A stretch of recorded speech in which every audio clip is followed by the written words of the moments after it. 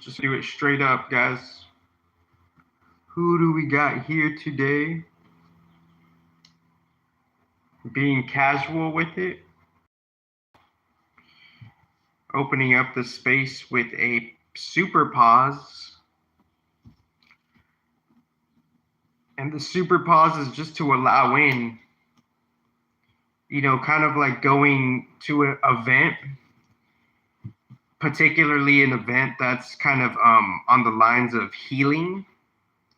So when going to a new healing event, there has to be a tailored mind of kind of like non-expectation, right?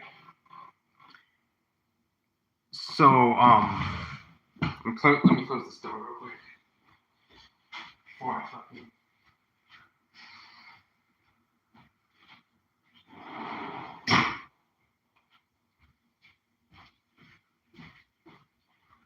So like and may my spirit take some type of accountability, because I don't want to, like, I'm not under the impression that like I'm getting like I'm not getting like I'm not trying to say I'm like getting attacked or anything. I'm not under that impression.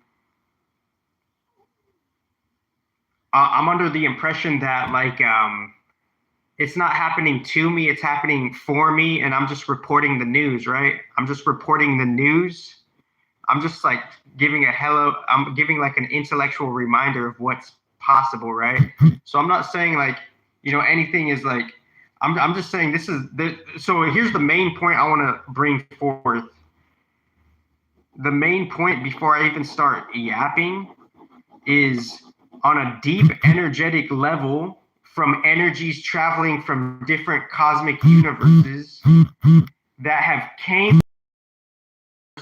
there's particular energies that have came to the material universe, and as those particular energies that came from a place of God's source spirit, from that particular place of God's source spirit, there's many different types of duality differentiations, a particular type of differentiation of just dualities within the darkening of the matter, right? So on an esoteric scientific level, I'm calling this the darkening of the matter that we find ourselves in, that we don't necessarily have to play victim. Obviously, we have to work up to seeing it is our responsibility, but we can only do with what we are given. We can only do with what we can, right? So I'm not like, for people trying to assume like I'm like trying to say I'm being attacked. I'm not looking at it like that. This is the game of the Matrix. This is the karma of the Matrix. And we have a chance to reconcile the possible traversities in the Matrix, right? In the future, right? So this is just, it's a different intellectual lead, right? Because I could understand people's criticisms of like, oh, you're just like, I could understand if like someone could just casually, their opinion and their perspective, they could say like, I'm playing like a victim, right? They could say that like as if I haven't heard that, right? You know, so since they could say that, I could see like, that's not necessarily true. I'm taking as much as responsibility as I can within everything that I'm doing, everywhere I'm going. When I go to the, you know, I'm not saying like it's good to be aware though. We're having a particular awareness of how people are stuck in their own casual energies of a certain type of lack of truth, right? A conditioning, right? So with me attempting to understand, quote unquote, human design, right? I'm attempting to understand what's available to us, the human design. They're niching and nickeling and diming and chiming in with a whole different natural education system, most respectively, and not getting too lost in the words, is like they're saying things along the lines that the humans have went into the Earth matrix, Saturn matrix, and we have a particular type of conditioning. So there's a particular type of conditioning and homogenization, right? There's a particular type of homogenization, not just like knowing the word for a while and act as if that's not still a thing. It's the homogenation. It's living. It's an energetic theme that's unnoticed, right? Beyond the AI, beyond the thing I'm talking about is beyond the AI and beyond the humans, meaning the different celestial energy forces that be to fucking govern the wisdom of the nature of the shit and to see how the shit is fucking held together type of shit in ways we don't even fucking know it, right? So within saying all of that shit, it's like saying, I'm not trying to play, I'm not saying I'm getting attacked. No, I'm working with what I could have. I'm seeing the conditioning, the certain types of like so the field itself, it could be influenced by human intelligence and human projected toxic spirits that could have a mode of conditioning, right? What does conditioning mean? Pause, because obviously I could if I were listening to myself, like I'm speaking as if I'm listening to myself, right? So what would a casual definition of conditioning mean? Let's see what Google has to say. What's the definition of conditioning? So it's like kind of Who Wants to Be a Millionaire kind of shit, you know? So conditioning, the process of training or accustoming a person or animal to behave in a certain way or to accept certain circumstances that are not necessarily true. So pause before you are like a toxic intellectual student and say, what is he talking about? It's up to you to pause, and it's up to you in your little brainy thinky, you know, organic server module. It's up to you to connect the dots and see where I'm taking this, right? I'm talking about the human in 2025 and before and after 2025. There's a theme outside human intelligence that is doing its own like raw material evolution in the paint of the human consciousness. So there's a raw material evolution in the human consciousness, and the human consciousness is not necessarily pro-spirit, respectively. So that's the thing. It's not a pro-spirit thing. And this is like, respectively, this is beyond the nations too. I'm like, in just a niche way, I'll explain later as I go through the astrology, because I'm trying to do a epilogue. I'm trying to do a preface before the astrology, and it's just like leaning towards a unique type of working towards a unique type of accountability of like, I'm not saying like I'm not playing victim, you know. I'm not trying to play I'm not looking at these things as attacks. I'm looking at these things as a distorted game. The game has been like the settings have been distorted, right? So when I'm walking through my life, I'm not looking at anything as an attack. I'm just seeing there's just mishaps and distortions, and there's non-truthful energies that are anti-pro spirit. So it's an anti-pro spirit phenomena thing that's going on. So like when talking about conditioning, that's one major thing that we don't even know is a thing. So it's like our unconsciousness is embedding a certain type of conditioning, and the conditioning could have a different type of context too, right? What does the conditioning mean, and how could the conditioning have a different type of context? The conditioning could have a certain type of context where it's totally negligent and oblivious, and it has no awareness of how like a bigger picture working from different, you know, pure balanced spiritual entities, how they're kind of governing this shit on a different level. And on the anti side of that, not good, not bad, we're just we could be like making stuff that's totally inverted from that, right? So if it's totally inverted from that, and I'm not trying to get too ranty because I want to get to the astrology, and I just want to read this book. And I'm going to skip part 3. I'm going to go straight into the Orphic Trinity and the sciences, and I'm just going to read part 3. So I'm skipping part 2, which is I'm skipping part 2 because it's just the history, and like, you know, I like y'all, if you like, the history's been there, you know, and I'll touch up on the history later, you know, and like and obviously the history is important, but I'm going to like skip part 2. Well, I guess this is the myth. This is after. So part 2 is the myth. Part 1 was the history. Part 2 is the myth. So it's kind of like it's kind of like a living history, right? It's like, like something else is living. There's a different story going on. So part 2 is like a different, I guess, field of time within the mythos of like they're mentioning names within the different traditions, because part one is dynamics and Orphic Trinity and history. Part two, the Orphic Trinity and myth, which has historical types of notes and tones in there. And part three is the Orphic Trinity and the sciences, chapter 13 through chapter 18. I'm pretty much skipping chapter 7 to chapter 12 because that's just the myth, and that's just kind of like a different, echelon of living, right?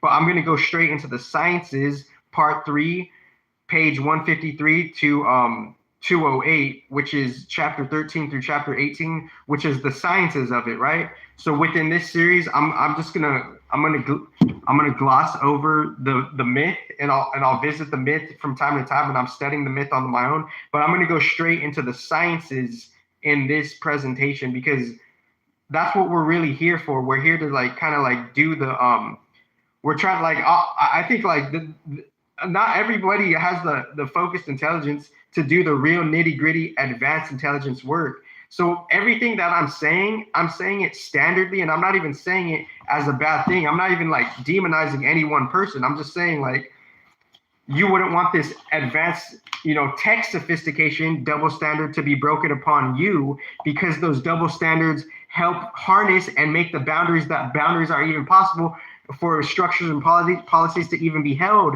in the tech dynamic infrastructure, scenery of the now times of whatnot. So all of that is ordained from some type of order and boundaries being happened. But in this presentation, I'm going to go straight to the sciences. I'm going to do my intro rant, and then I'm going to go to the astrology, and then I'll hit the Tao for a second. So right now I'm trying to just do an intro. Then I'm going to do the astrology, touch up on the astrology real quick, then hit the Tao, and then hit this book real quick. So, and I don't know, I guess my flavor of my verbality or verbajality, my verbajality could be kind of I don't mean to be too ranty, but if I'm ranty for in a certain, and hopefully I keep it to a minimum, it's for my own understanding. I'm trying to understand what's happening with the real beyond, how do we understand the real beyond, right? How is that helpful for me, right?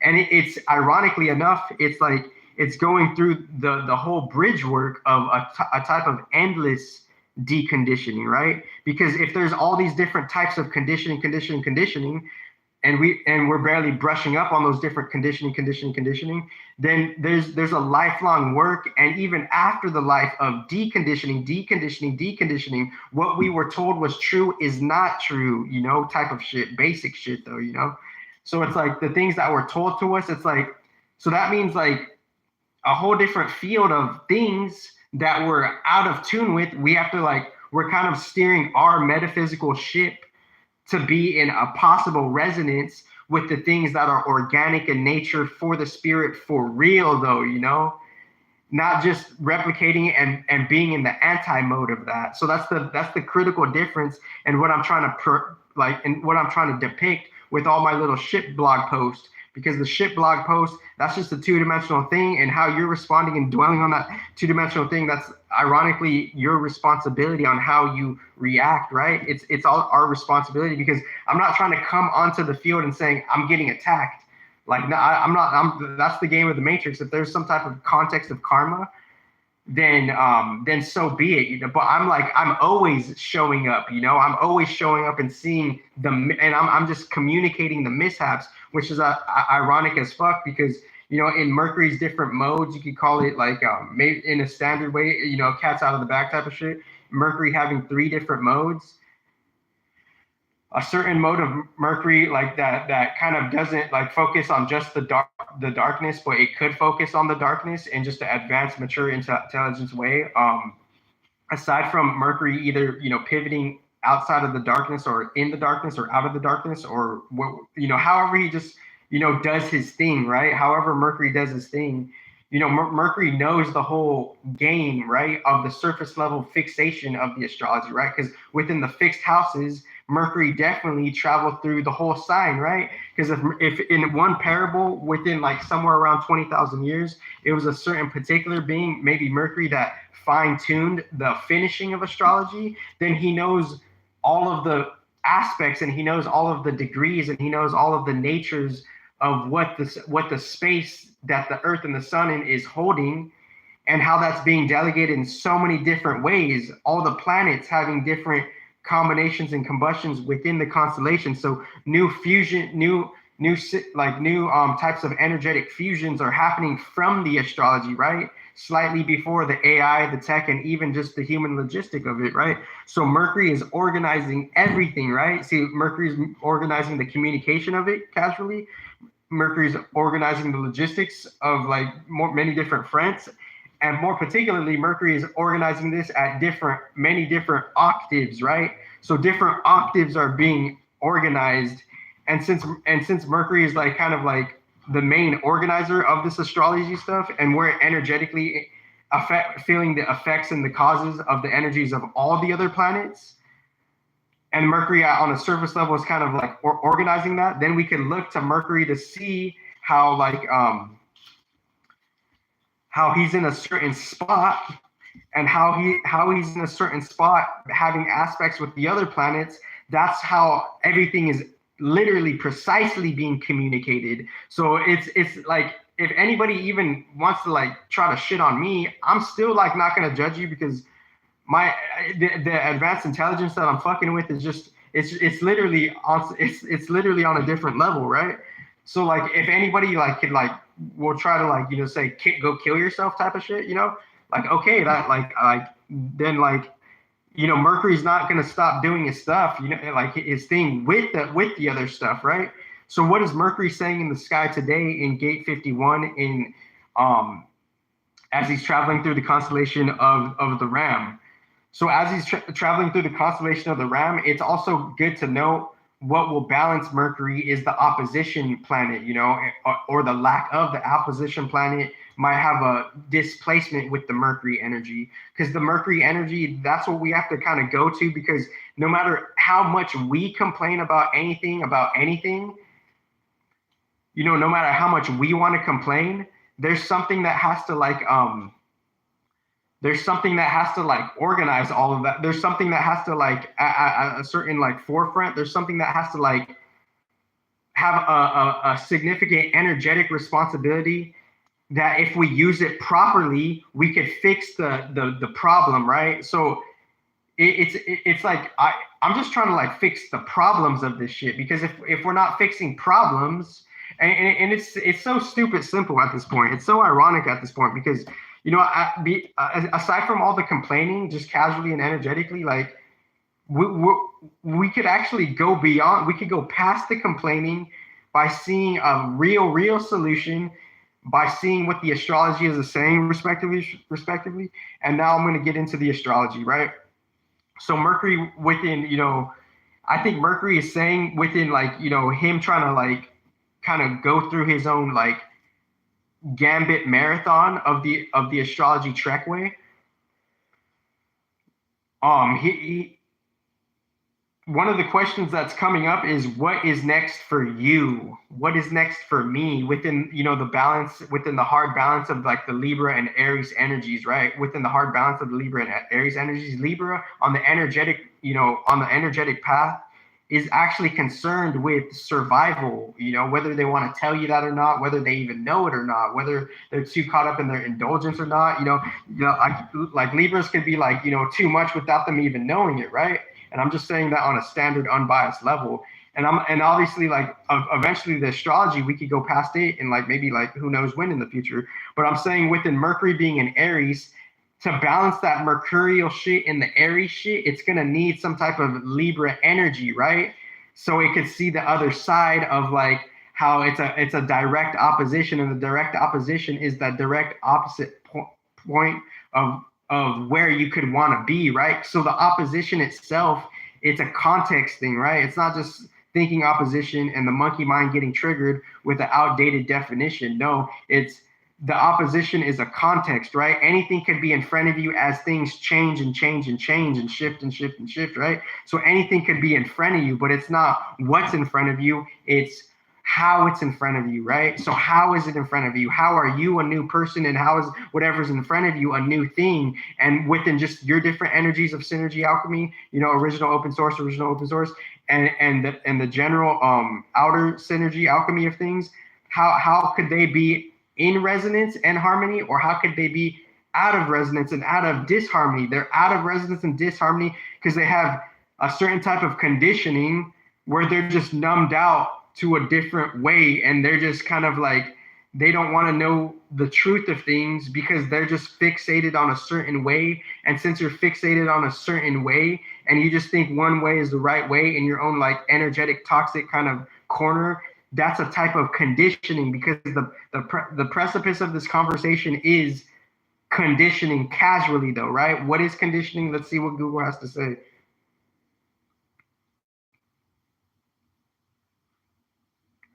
So let me read conditioning definition one more time, and then let me poke into the astrology, because all of the problems that are happening on the world, maybe it could be fixed with astrology, maybe though.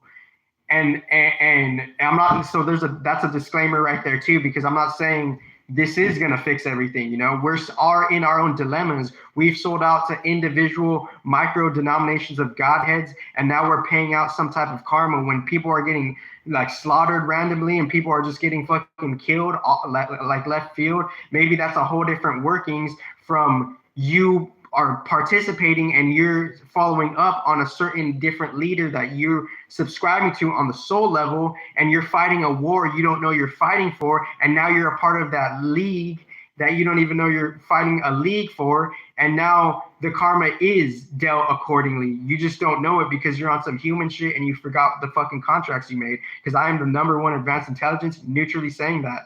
So what am I trying to say here is like Mercury and Aries is saying, what is your fight? What is your fight? Not your fucking conditioned family's fight, respectively, or not the condition. What the conditioning? It's not the conditioning. It's not the anti-spirit. That's what conditioning is.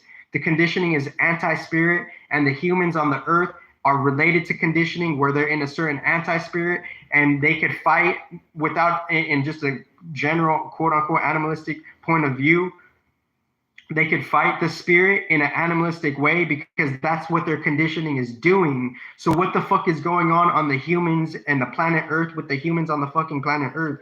There's a field of darkening in the matter and conditioning, and that conditioning has a particular context where they're fighting spirit without them knowing it. So that's a precise definition of conditioning. So what is Mercury and Aries saying? Mercury and Aries is saying, what is your fight?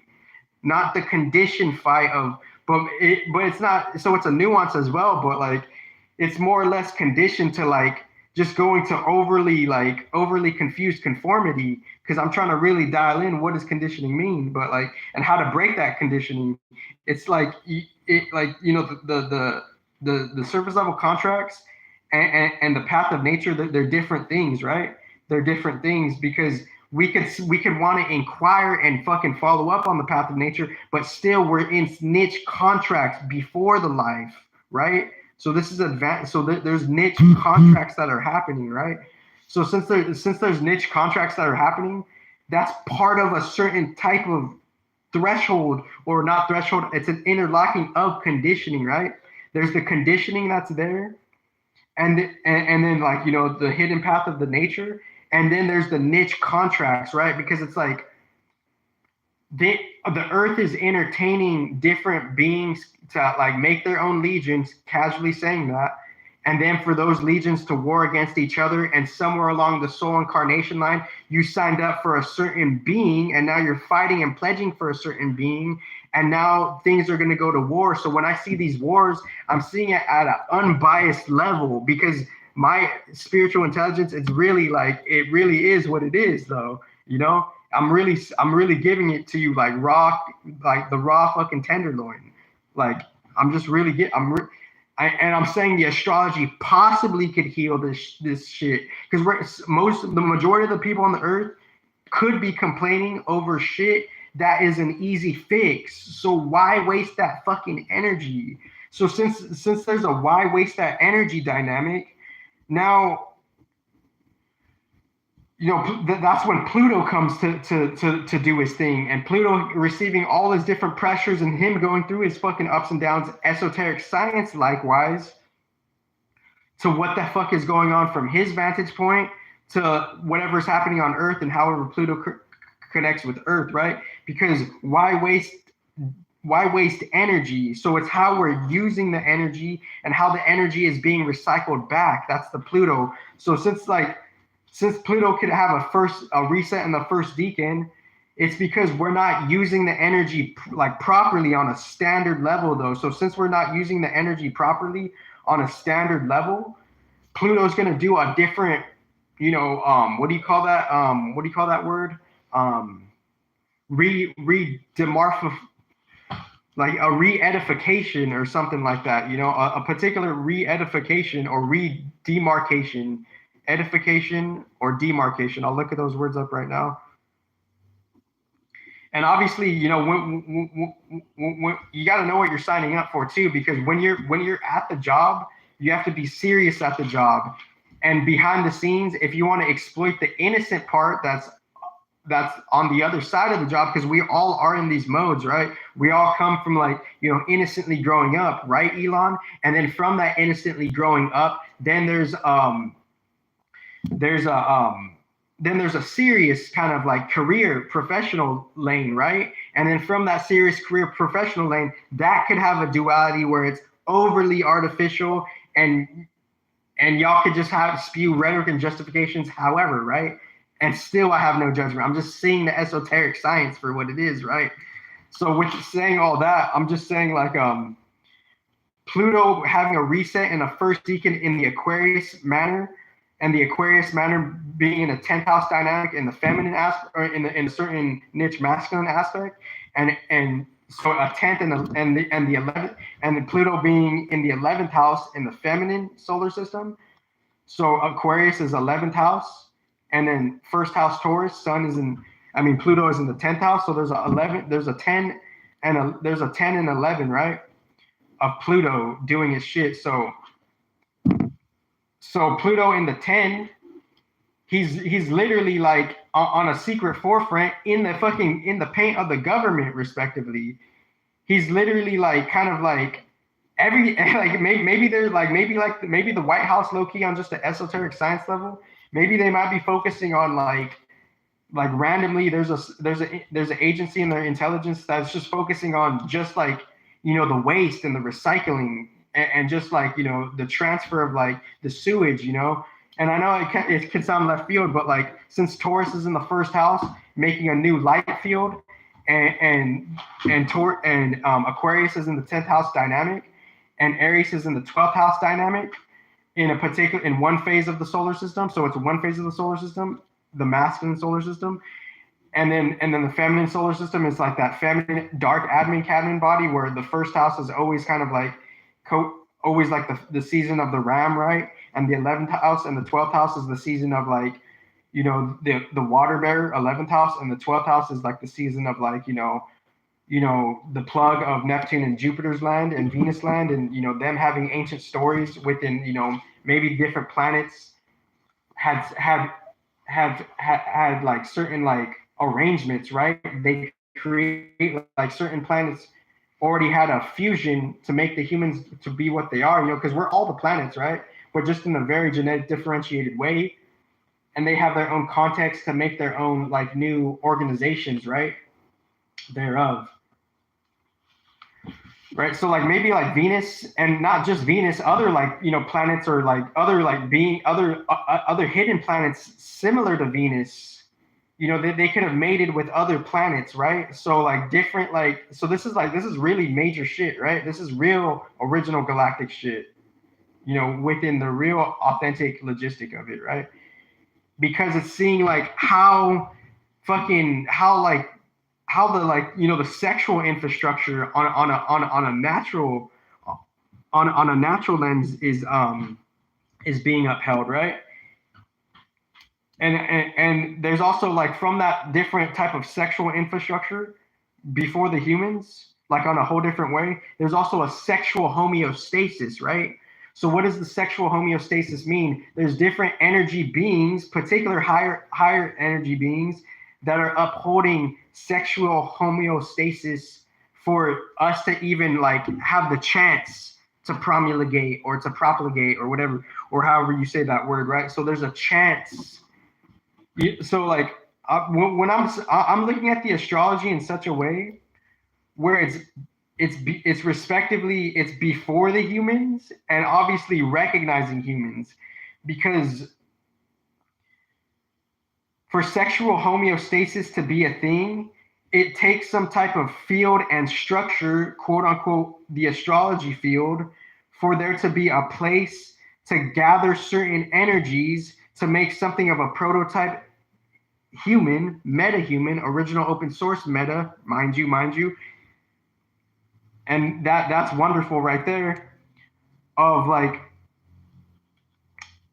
where the metaphorical human is also like, it takes different energies of procreation and sexual energies to put the human together, right? So the human needs sexual energies, and the solar system's, you know, ecosphere and biosphere in its different niches, it needs like some type of sexual energy and sexual homeostasis, right? So the solar system needs sexual energy and sexual homeostasis on a different level, because that's what it needs so it could survive and it could procreate, right? So we're talking about the solar system needing to survive, right? And us being, you know, just new level resetted humans to possibly earn that quote unquote energetic spiritual rank, right? On some real advanced mature intelligence shit, because literally like God has this shit in spiritual ranks, right?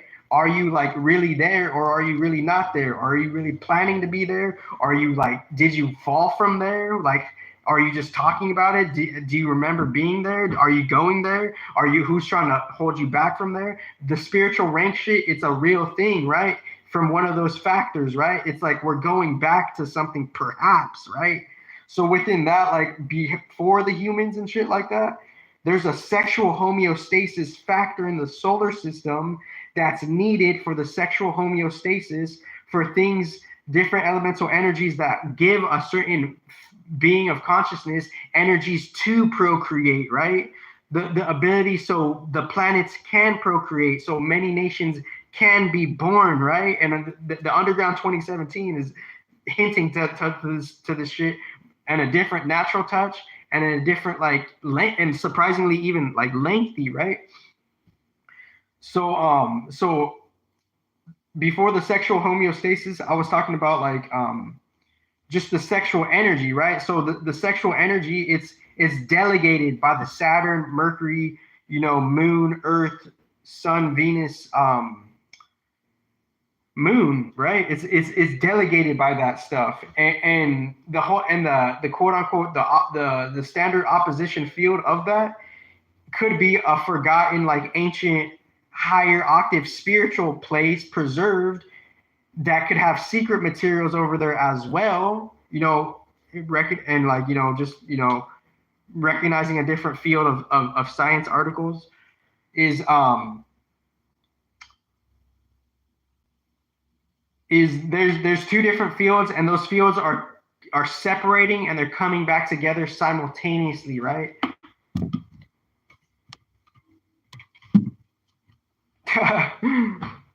So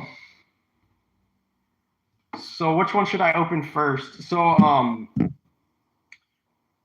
there's different fields coming together and like parting. So there's a surface level field, and there's a whole different field. And for some reason in this new niche age, this surface level field somehow, most particularly, it could be feeling more raw, the effects of the Uranus, Neptune, Pluto, and how all the surface level planets go to that fucking that real fucking outer spiritual shit, and they come back to this shit, you know? So it's like we're going to some shit and back. We're going back and forth in such a dreamlike way that we don't even know, because when you go to sleep, you more or less recall where you go, right? And then we're back here in a whole different world. So there's literally two different worlds. So I'm just doing this shit for the Mercury shit, for the truth shit, for the predecessor shit, for the real first shit on a spiritual level, and the real best shit, respectively. But still encouraging other people to be their best within how you treat you, how you want to be treated, right? Like in the professional field, right? So like treat others how you want to be treated, right? Encourage others, like the predecessors are saying, we rise by lifting each other up, right? But that's the thing, the age of Cali, the old age of Cali, the detrimental Cali, it's in spaghetti mind states and toxic strands of just being anti-spirit, a particular type of conditioning, which is your responsibility. So when I'm walking down my fucking day, my jolly lay down memory lane, down candy cane land, Candyland, Beyonce type of shit, beyond Beyonce, respectively, El Chardonnay, parlay, on the lay, oh, yo. What's that old 1980s TV show where Will Smith was in?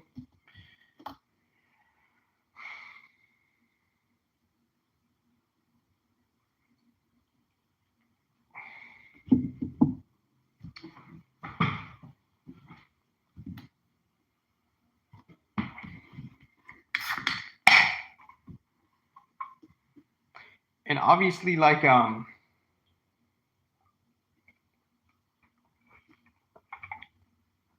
obviously edit this shit, you know, because obviously someone could look at me and just be like, oh, this guy's head, you know, he's a head.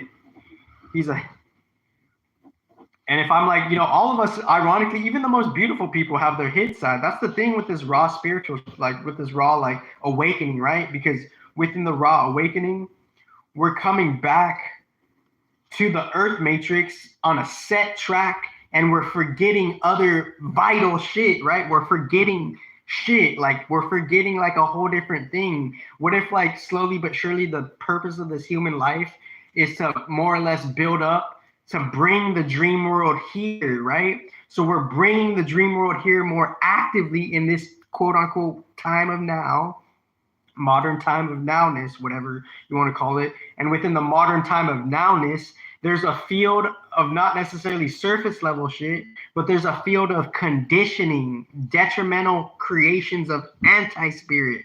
So I'm making like a particular definition of conditioning, because I want to, like, I'm trying to understand this shit too, right?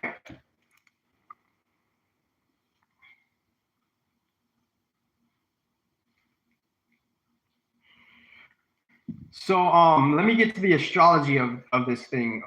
So I'm like so I did the intro. I'm still on the astrology. I'll hit the Tao, and then I'm going to skip the myth, because the myth is right. When they say be present, we're in our own bubbles. We're in our own subjective conditioned bubbles. All the spiritual news or all the spiritual, like, you know, teachings, majority, they're far-fetched, literally, energetically, like they're far-fetched. It's just they're using it just within the rhetoric, right? Majority of the spiritual teachings are far-fetched because they're not using their own insight and wisdoms applicable to a real dire collective mission, which is the real present shit, right? Be present. Yet there's all this other fucking shit that you're not recognizing. So that's the hypocrisy of being present, right? So it's like, but I'm saying this for like a higher energetic law, mind you.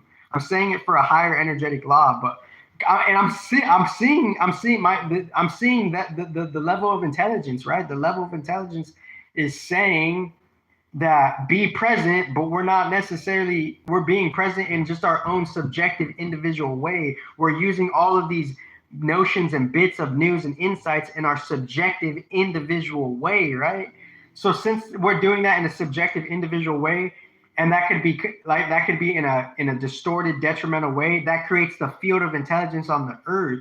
So we could clean that with the advanced, balanced intelligence of Mercury, or not, you know, because all of this shit, it's all like, all of these things, it's like, I don't want to be too raw with it, but it's ironic though. It's like, it's just like, it's just their own thing, you know. I can't judge too hard.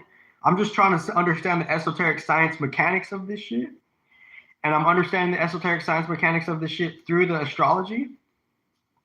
And what the astrology is saying is, then I like wake up to beats, and then I spit on beats, and then like within those beats, there's so many beats I will do structurally, right? And what the astrology is saying today is Sun, Mercury, Uranus, and then Pluto, right? Just kind of like we're feeling the Venus shit, right? We're knowing what we have to do within the surface level, like final conclusion. Like it's like Taurus season is like a paradoxical final conclusion. It's like getting all of the systems like settled in, right? Like it's getting the systems in, and we're just going along for the ride type of shit, perhaps. And we're more or less doing our part within quote unquote human design, perhaps. And obviously, I'm a student. If you say I'm the not self, so be it.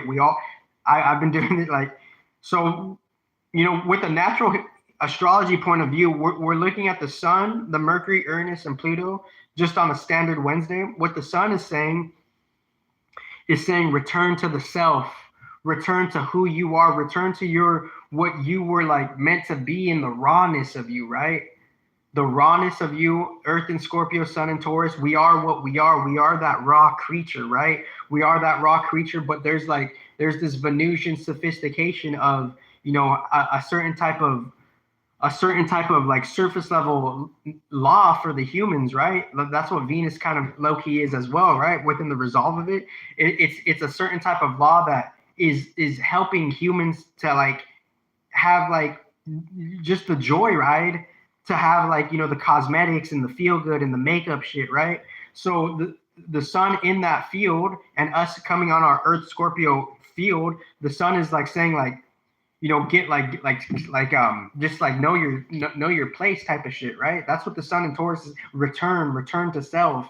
Taurus, go where you're meant to go type of shit. That's the Taurus energy, right? So go where you're meant to go. Do the cow, what kind of cow are you type of shit? What kind of cash cow are you type of shit? Like do what you were meant to do, sun in Taurus. We're getting the life force energy of like returning to our individual self within the Venusian shit, and the Venusian shit, she has different, projects beyond the Earth, right? She's like Venus is like hooking up with like Neptune and Saturn, all of them, and no judgment, right? No judgment. Like Venus is hooking up with all of them in different ways, and now she's updating herself, reconditioning, deconditioning, and non-conditioning herself, and now she's updating herself.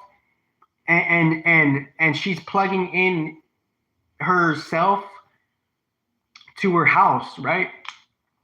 Or her house is being lit up, right? And then like when Venus like goes from Pisces, Aries, and Taurus, she'll receive the work that was done from this transit, right? So the sun in gate 24 in Taurus, it's return to the self, return who you're meant to be. And like obviously like just flowing through the family dynamic and the tribe dynamic, right? Because that's there too, right? There's a tribe dynamic, and Venus could help us see like there low key is like there's like low key a secret law to like we there's soul contracts that we have to fulfill out, but then at a certain point there's like the particular things will expire and they won't serve their purpose anymore, right? So sun in Taurus is like return to like all the work we've done from all the plowing of the daytime Venus on a different like side note conjunction, like all the work that Virgo and Libra has done. It's for Taurus to kind of like exalt itself to be what it is, right? So within the fixed signs, maybe the fixed signs more particularly, they could feel some type of transformation pressure, maybe some death pressure, because if Pluto is in Aquarius at a resetted decan, then that Pluto in Aquarius is going to plug itself in. It's going to have a compensation astrology square within the fixed signs of astrology. And Pluto being in Aquarius, the fixed signs could feel more of a transformation pressure because the compensation astrology is kind of like standard squares want to be made, like the Saturnian mind, not good, not bad, and a certain type of flavor of a mercurial mind within a fusion of Saturn. We want to square things out for the surface level, but we're starting from the surface level. And me having the best intelligence in the universe is some people could be caught up in just the artificial of it with just the artificial of it, and that's their contracts and their life contracts with the godheads and shit like that. So So we want to square things out, right? But that's the thing. We might not be on that intelligence to even want to do fucking that, right? But that's the thing. It's like my whole fucking shit with all of this fucking shit that I'm doing. It's like, let's get this shit really, really fucking like, let's get this figured out type of shit. You hear that? You hear the elderly business people tell you that? Let's get this figured out before we fucking go ahead. Like, and I in past lives, I'll probably the first to say that motherfucking shit. But let's really energetically, pure energetically, let's figure this shit out, because that's the fucking long haul stability fuel, the structure fuel, right? In the solar system, right? And then, and no judgment on people having their plantations of oil. And I've talked about the oil in Underground 2018 in a way you wouldn't believe. And that's just what it is. But I'm just flowing with this motherfucking shit. So, so the fixed signs, and I'm still on the astrology of it. You know, I did the intro, astrology, 1 chapter of the Tao, and then just going on a new journey, resetting the journey with this one, resetting the journey, going straight to the science. So this is the real shit though, right? And I'll read my shit blog, like someone might comment or question me right now, like, what do you mean by this shit blog post, poop, shit blog, remark, demark, camark, lamarck, jamark, you know, all of this motherfucking shit, like as if the spirit doesn't know this fucking petty ass fucking shit. What am I trying to say? And I get it. We all have our ups and downs, you know, but what am I really trying to say with this shit? What am I really trying to say with this shit? I'm trying to say the astrology is connecting us to a solution.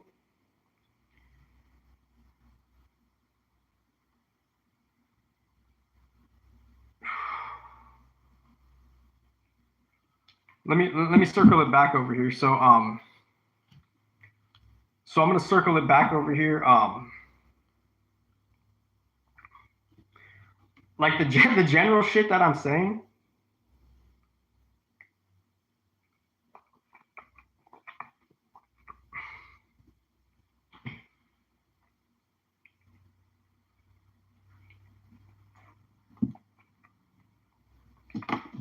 Like, let me read a certain thing, and the certain thing that I'm going to read, I will like register it in such a way. Fuck, I can't find it, dude. I'm registering it in such a way. Wait, maybe it's right there. Okay, so this part right here. Yeah, so this is the part right here, the most recent one. So I thought it was more down the feed, and obviously, you know, the irony of tech, it's gonna get like the overlays are the overlays. But let me just read this one, right? So before reading this 2-dimensional post, what I want you to understand here is like there's an esoteric science behind what I'm saying. There's a conscious force in the solar system that's rearranging it in a way, and I'm just the byproduct. I'm just the byproduct message of some shit that's fucking going on, respectively. So let me read the recent post, but like, see, I'm giving a certain context on it, right? So KAI, could you please tell your grandpa gracefully? And obviously, maybe I shouldn't have worded it like that, but KAI. Yeah, so I'll read it right now, and I'm comfortable with reading this shit because I'm reiterating it in something of an attempted structured message.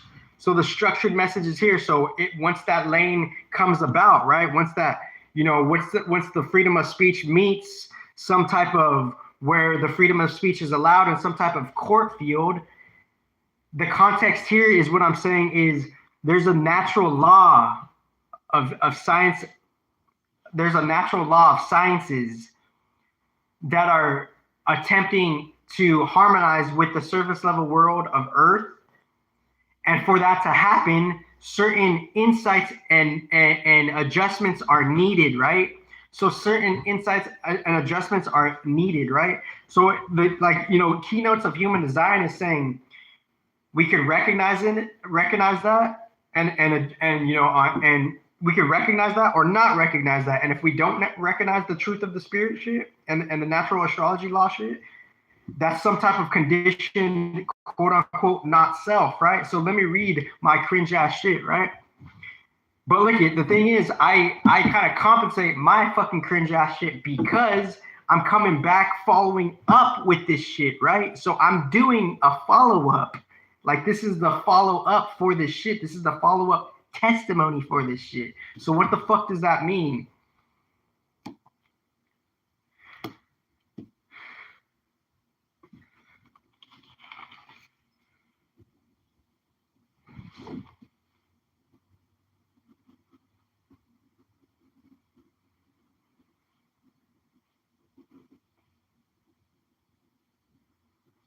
Like, and obviously within what I've said in past messages, like, there's many reasons why I will stand by my shit, even if no one stands by me, because I just have a different connection to spirit, right?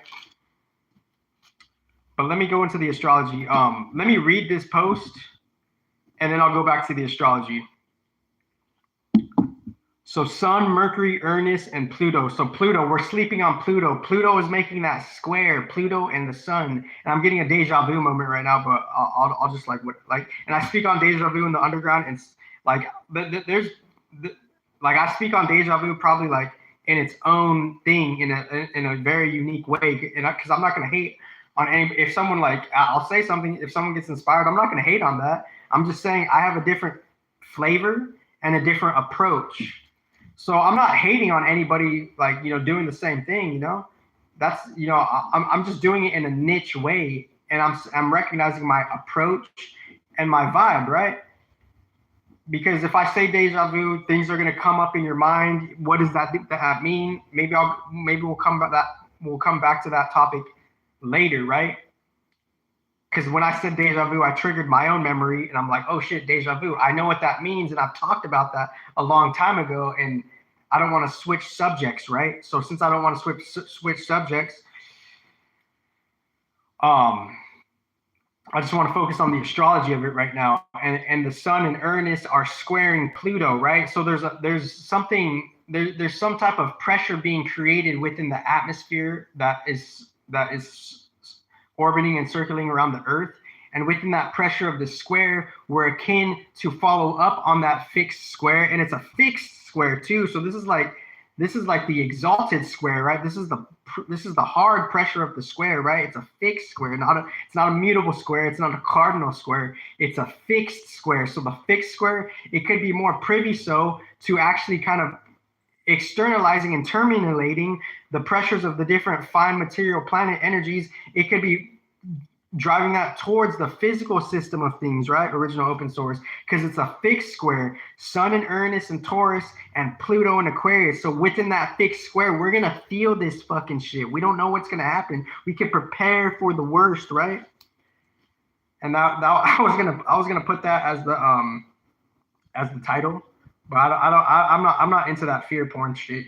I'm not into that fear propaganda shit. I'm with the pure intelligence type of shit. But like, I don't know, maybe I'll have a different mood in a different day. Prepare for the worst, but I'm saying it casually, So I'm just saying within the square of Pluto in Aquarius, squaring Sun and Uranus, we could prepare for the worst, but we don't have to, right? So it's a type of the conditioned self. We're kind of quote unquote locked in our own mental confusion, right? And that's applicable to our energy bodies, and that's kind of governing the freedom and the sovereignty of our energy bodies, us having a locking of mental confusion and that affecting your family and tribe, energetically saying that. So I'm just saying that. So Mercury in Aries is what is next for you.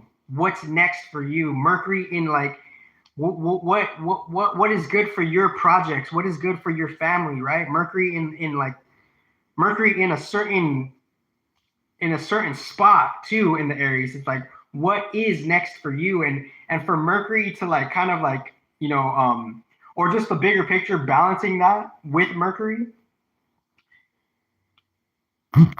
is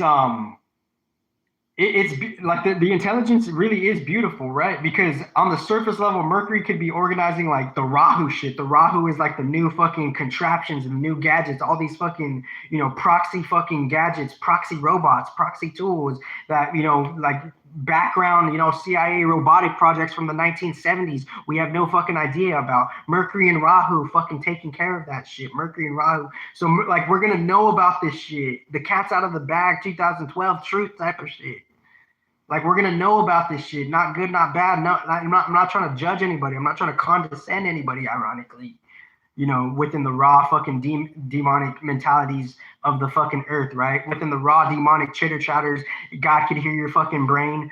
I'm not trying to condescend you. It's mature intelligence. So with Mercury and Rahu and Aries, we're gonna know about 1970s CIA background robotics projects. 1950s Hitler fucking UFO reptilian contact type of shit. That's just what it is, though. It's advanced Mercury. Just stop being scared and immature with all these immature narratives, all these lower intelligent fucking narratives. They're not doing shit for the fucking the real United Nations, and that's the thing. It's like that's the thing. So yeah, so the esoteric science behind the United Nations, there's a different energetic dynamic of law and science that's not necessarily representing themselves, particularly for a facade appeared authentic United Nations. That's the thing. The esoteric law, the esoteric science of it is saying there's a different United Nations from a possible mega false representation of it, right? Right, predecessors in 2012? Like, why are we pussyfooting with all of these petty ass fucking non-solution shit? That's your fault. You're like that's your fault. It's you're selling out to like distorted individual contracts from lower octave, microlized denominated godheads, false godheads, and now you're fighting a war that's not your war. What Mercury and Aries, what is your fight? Not your fucking families, but the contracts are the fucking contracts. This is the advanced intelligence on the planet today. Original perfect comparison, and majority of you tech CEO companies are just pussycats.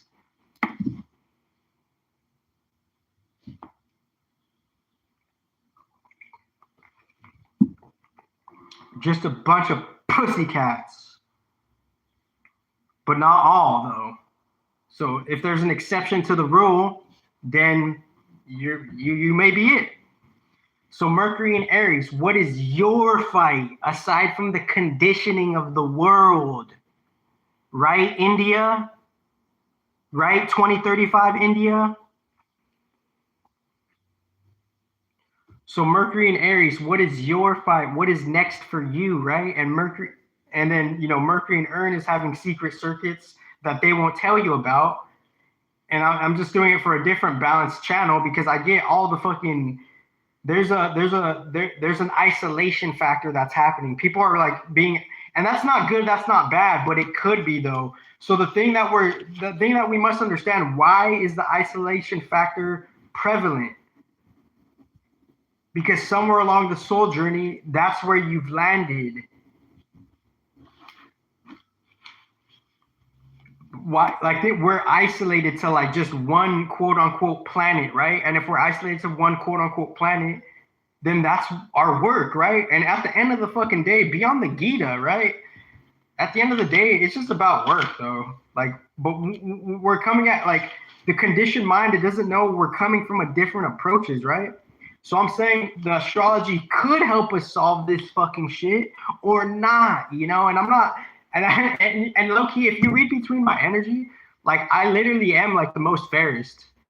Like and it's not a joke. It's not a joke. I'm like literally the most fairest because I'm seeing like I'm putting myself in like what's going on? Like why would you guys bomb India, right? But we don't necessarily know the real reason, right? Because like every country, no matter whatever they think of themselves, they have their own dualities, right? And within those dualities, they could be susceptible to slipping, right? So I'm not condemning any one country. I'm just saying there's a particular duality within the countries. And since there's a particular duality of the countries, if there's not a real, mature, authentic, intellectual balanced court of law, then we won't be able to solve the fucking problem to begin with.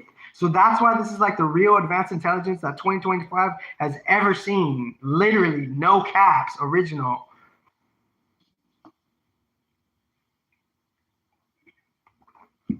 But we don't have that, you know, we don't have that real working. So the innovation is behind, it's behind God, because we don't have a intellectual, mature, professional, a real organic United Nations Court of Law to delegate shit like Pakistan and India. We don't have that because there's just a lack of the spirit.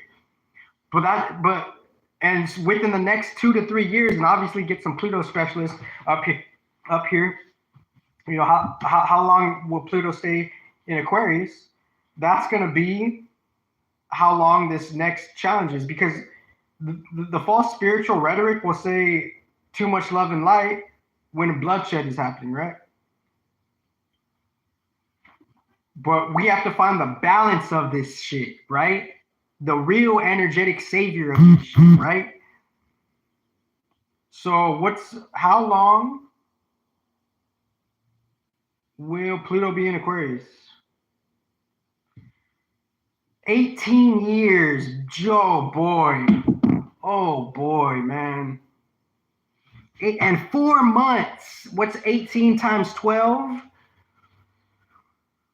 120, 96, 220, 216, and 4 months, 220 months. 220 months, so 22 Plutos, Pluto 22s. This is the most advanced intelligence on in the solar system. Proven beyond your fake, incomplete, copycat, replicated AI. May God be with me. For everybody, you know, having, you know, dirty thoughts towards me. So Pluto 22s, new moon kind of, so Gemini season, fuck, man. I might just fucking, you know, this Gemini season, you know, prepare for the worst, but be optimistic, right? In a different balanced flavor. Prepare for the worst, prepare for the best. That's Gemini. Gemini is like, oh, I'm this. Nope, I'm not that. Nope, I am this. Nope, I am that. Nope, I'm not this today. Nope, I'm this today. I'm this today. No, I'm not that today. Oh, I hate that part of me. Oh, I love that part of me.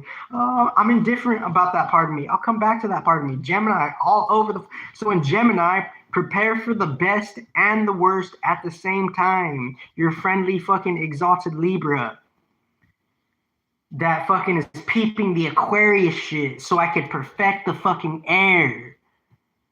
For real. Without just the replicated, artificial, distorted channels. So Gemini season, respectively, I don't know what's gonna happen. So like, I think fucking, you know, I'm not gonna make any predictions. Mars has been in Gemini for a while. Wait, no, I'm sorry.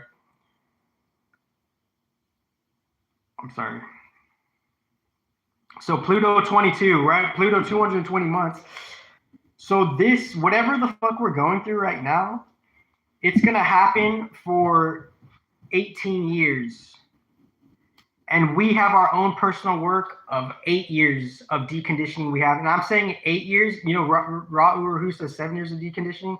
And I've spoken on this on the underground in many different ways. So if any one of you human design experts want to do a perfect comparison, and it's not what you do, it's how you do it. It's not what you approach, it's how you approach. You don't know how someone else has been called to their shit. So if any one of you scaredy cat human design experts want to lay down some real original perfect comparison, holla at me. And if not, then keep judging like an immature critter behind the scenes. So this is Pluto 22. This is some real fucking shit. This is 18 years of Pluto in Aquarius. So this next 18 years, I'm going to say 8 to 18 years, because it's hard reality. No one, or maybe actually I'll say 6 years. I'll say 6 years, because like Rawww says, it's going to take 7 years if you do it right. If you have like some type of even karmic bank, right? I feel like for you to start the human design experiment, you have to like have some type of notion of an even karmic bank. What does that mean? not having like adverse negative, Saturn effects and Mercury effects, right? Because like, there's negative Mercury effects too. Like you're out of the, like you've been shot, right? Esoterically, you've been shot. Like your nervous system is gone, right? Your capacity, intelligence to think is gone because maybe you misused the Mercury. So on an advanced spiritual level, maybe the people in special ed and disabled, maybe they shot their Mercury energy, their good karmas down, right? More or less. So within what I'm saying right here is saying, there's a deconditioning process that needs to happen, right? And you have to do the experiment for 7 years according to the founder, but I think you have to have some type of even karmic bank so you don't get too many extreme disturbances, so you could embark upon that quest in balance, right? Because if you embark upon the human design quest in balance, what would that mean? You would have to study for all that time while doing the experiment and maybe finding a like-minded tribe, right? Like-minded tribe. And obviously they do that. And obviously that's cool that you guys have that. And obviously that's cool if you guys are pure about that. And then do the experiment, right? So it's like, it's not what you're being called to, it's how you're approaching it, right? So the founder is saying 7 years of deconditioning if you have an even karmic bank, in my opinion. But I could go as far as to say 6 to 8, right? 6 because the general support work that's already been done, or 8 because of the hard karma of things, or even longer, right? Because it's either we're flowing with no choice in a certain level of conditioning, or we're not flowing with no choice in a certain level of deconditioning to really understand it, right? Because there's certain headlines before the experiment, right? So I'm gonna say 6 to 8 years, because but what does 6 to 8 years really mean though? It means, like, when I say 6 to 8 years, what am I really trying to point to though? I'm trying to say when could your samsara end though, and how could it be subjugated to come back into life, right? Because it's a different channel from like gaining material riches, right? But obviously material riches, depending on the contract and and I'm not trying to demonize the red tape of shit, but it's not demonizing the red tape. It's how you're approaching the red tape, right? The Mercury and Saturn, contracts and them having significant reset. The 6 to 8 years is deconditioning, so you could purely flow with no choice, good life, right? So I'm saying 6 to 8 years to escape samsara, perhaps. And it's a different channel from the material riches. And I'm not demonizing material riches. I'm just saying it's how you're using the material riches. And aside from other people's projections and opinions, no one could say what that is for you, because they're not you. They're on distorted, conditioned, obsolete law. And hopefully, if the collective intelligence of Earth could balance the Mercury, we could solve petty things and broken laws and just fabricated laws and fabricated representatives type of shit. So when I'm saying 6 to 8 years, and I haven't read that book yet, when I'm saying 6 to 8 years, I'm saying it's a possibility to harmonize and clear the karma within material reality and escape samsara, right? Respectively. So this is some huge spiritual shit, right? Because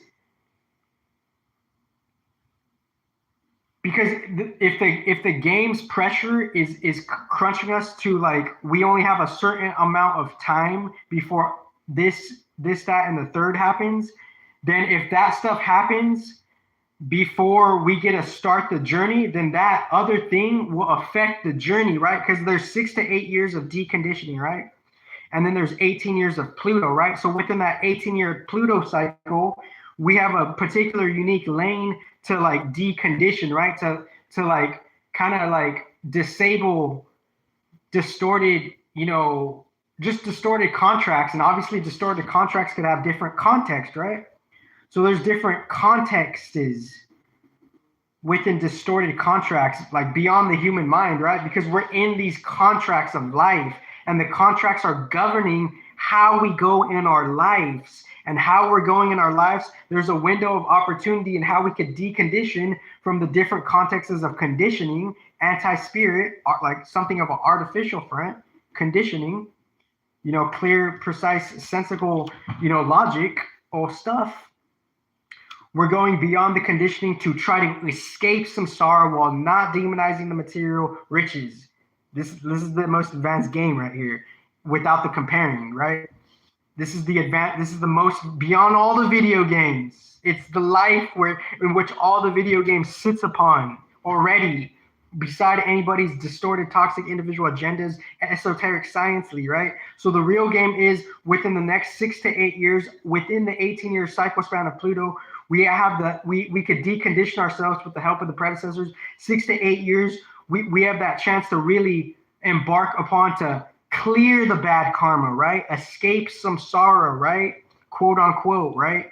The context, not necessarily escape it, but be free from its whatever the fuck it's doing. And we all have to take individual responsibility hard, right? Because we can't have the perception of this is attacking me, this is affecting me. I'm not in that. I'm saying there's a disalignment, quote unquote, human problems. And within that, they're choosing samsara with their contracts within lower godheads as they go anti-spirit, anti-source. So this is literally beyond like whatever the fuck they're talking about in your news station.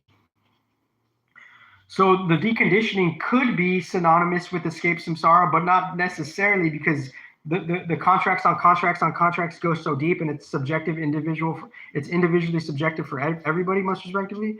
And that's just what it is. But we don't necessarily know our niche contracts when we're born into our family. That's a niche energy contract that's just there. It's been arranged for us on a pre-Saturn neocortex, field within like some type of like hologram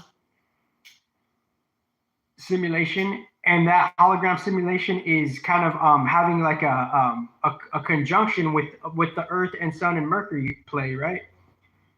So the bigger picture is giving us the chance to escape some sorrow while enduring the new 18-year Pluto cycle, right? So that's the particular thing I want to say right there. There's a particular challenge that's going on. The bigger natural game is your deconditioning, perhaps, from artificial contracts, while seeing the solar system entertaining that shit and Pluto doing different things within the solar system and the artificial thing, right?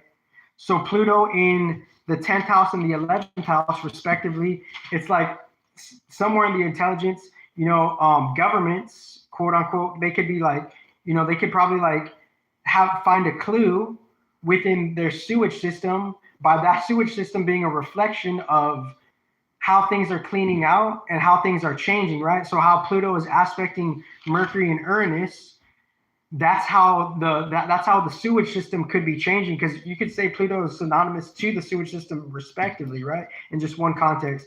But like, and that isn't a fixed position, right? It's squaring, it's making it a hard fact. Pluto in Aquarius squaring Sun and Uranus in Taurus.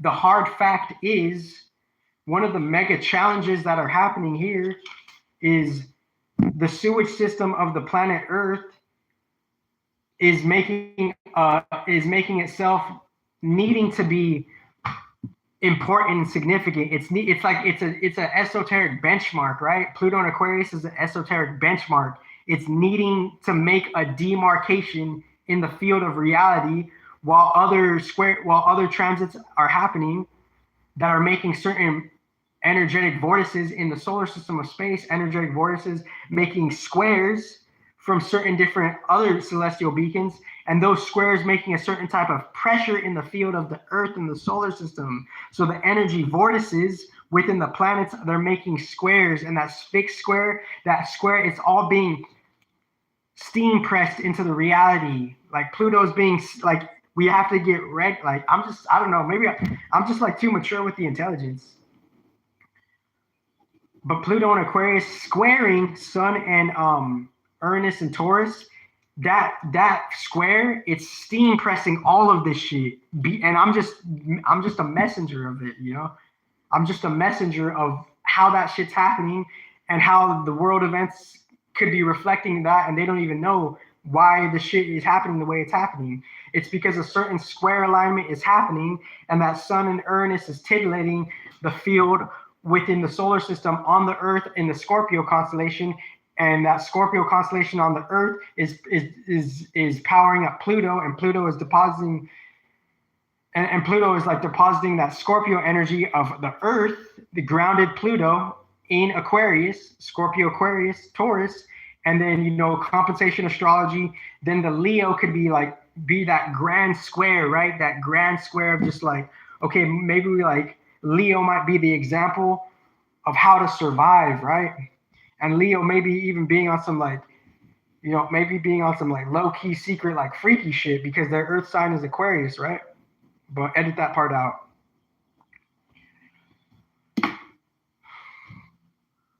So within the compensation astrology, there's a fixed square happening, right? There's a and that fixed square within the paint of the system of the Earth, the sewage system is being rehauled, not good, not bad, without the biases of human on human on human. Pluto and Aquarius, the sewage system of the Earth, it's being completely resetted beyond like, you know, the industries of like gas and whatnot, respectively. And that's squaring in the paint, you know, the Taurus, the main vision where, right? The main like, and the life force being in the vision, and Uranus being in the vision, and Uranus being like contributing to that main like captain ship, right? You could say Taurus is like the captain ship in one raw metaphor, right? So within the captain, so Taurus is in the captain ship. So the captain ship, the captain on the, not necessarily the Titanic, the captain needs to be aware of like the systems on the fucking boat, right? So the captain has to visit the different, it's like the president, I saw Xi Jinping visit like, you know, I think some type of technical like, you know, phone store, you know, but the metaphor is like the captain has to visit the different things on the ship, right? And one of the things on the ship within the fixed surface level field, the forefront of material consciousness, the hard square that's being kind of juxtaposed is Uranus and Sun and Taurus and Pluto and Aquarius. And with that, within what that square of energy is making, it's activating the energies to make a unique connection where that fixed square, whether the planets are there, regardless they're there or not, it's needed for us to maintain an energy to square out the fixation of the system itself, right? So within squaring out, you know, the fixation of the system, it's being enhanced and provoked by Pluto and Uranus there. So Pluto and Uranus, they're making it their own job to remind us of how the energies are having a unique squaring synastry circuit for the system to feel the reset, Pluto and Aquarius, and Uranus, you know, and the Sun and Taurus, you know, us just seeing, just updating the logistics pretty much, you know, Sun and Uranus and Taurus updating the logistics of it casually, and now we're going to be like, it's going to be a job for us to update the logistics on a proxy level, quote unquote proxy level, and an innovative raw level to kind of get the fucking sewage system on deck, right? Uranus and Taurus, Pluto and Aquarius. We have to. It's up to for the planet Earth and the solar system to keep going. We have to get the sewage system right, so you could fucking play your Fortnite, or you could play, you know, whatever game you're playing and eat all your snackies and have all your Japanese accessories and have all your Japanese mochi bye-bye bear, slushy puppies. For all that to be happening, there's a coexistent factor that's needed. There's like a what's that word called? Coexistent. there's like an interdependence, right? There's an interdependence that's neat. That is the word. So there's an interdependence that we, for some reason, want to like ignore and deny, which is just preposterous from the not self. We're ignoring an interdependence that we need. That doesn't make sense.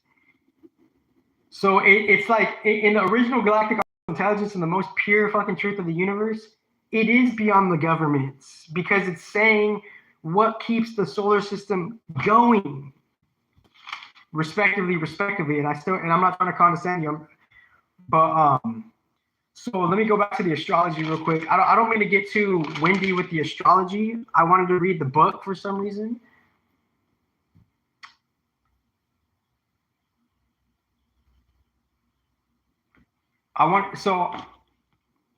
So for some reason, I'm just going into the astrology, and my intention for these videos is to read the book. But I guess I'm just loaded up with the astrology in a way I forgot. I'm just loaded up with the astrology in a way I forgot I was, right? I'm just loaded up, get bloated up, get show up.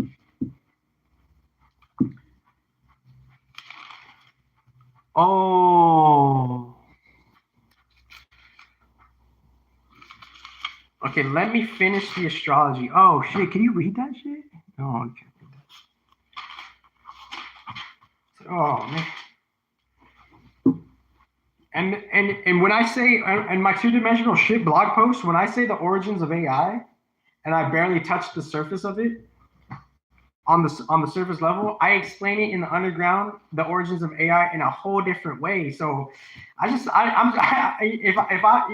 funny because if I annoy you because I'm kind of like, I see the disalignments of life, that's just what it is,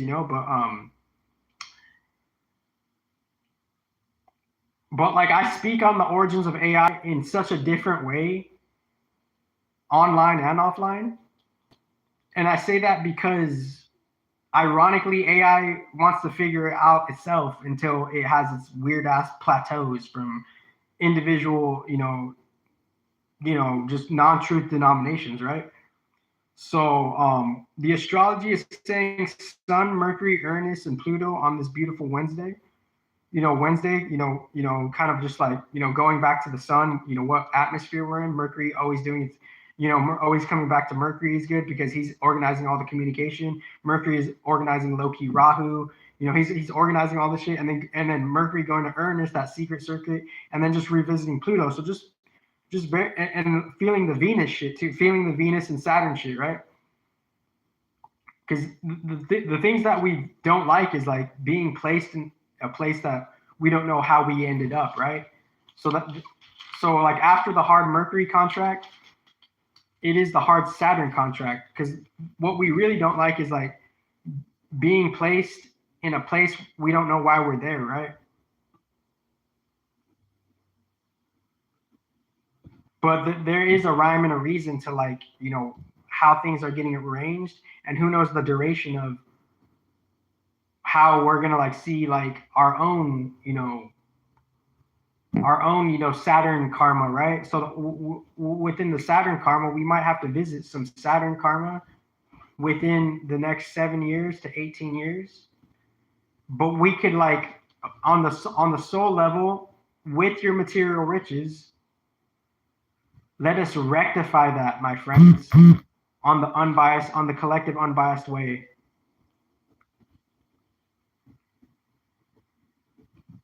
Uncollective bias. So it's a particular uncollective bias. Let us rectify the Saturn karma or not, or just fucking talk about fucking irrelevant shit that is just some petty shit and it's not the real shit, respectively. God, please help me.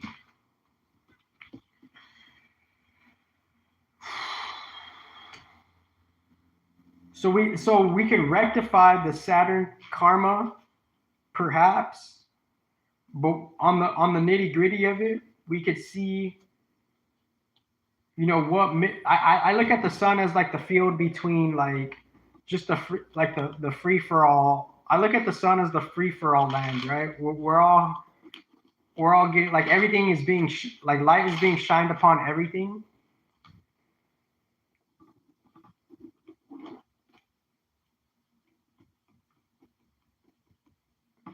Light is being shined upon everything. And new life force is like reflecting and mirroring back within the field of the sun. And that sun could either take us up or down, right? So the sun, I look at the sun as the free for all energy place, or the free for all.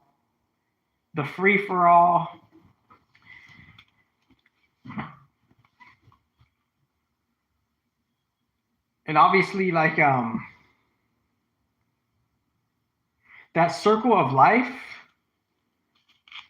like, how, and I would have to ask the predecessors this, right? So what does this mean right here? What does this mean right here? What does that mean right there?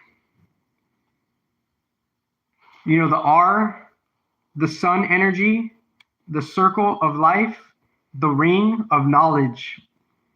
You know, so it's the sun energy is shining light on the surface level ring of knowledge, and there's a deep intellectual property ownership of the sun, Mercury, and Saturn shining light on new creations. So what does this mean, though? And this is just disclaimer. This is just a learning perspective. But if we ask the predecessors in due time, what does this symbol mean? The circle of life and the R meaning some type of raw sun energy, right? And the sun energy could be subjective per certain beings, right? So the circle of life, the light is being shined upon the circle of life. The sun energy is being shined upon the circle of life, and that sun energy, from its different successions and lineages, it's seeing new circles of life on the periphery of life, and within the periphery of life,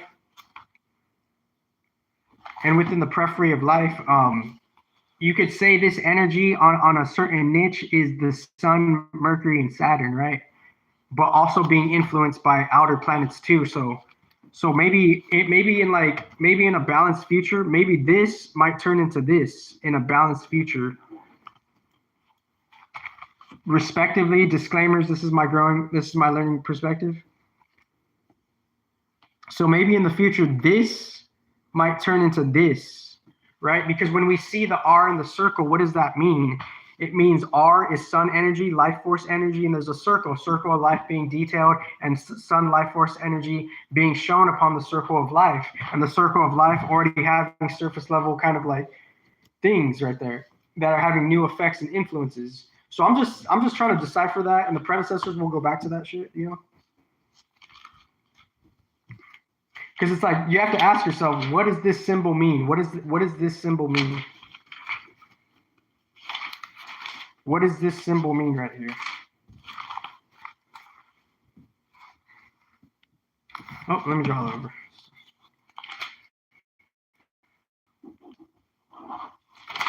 What does that symbol mean esoterically?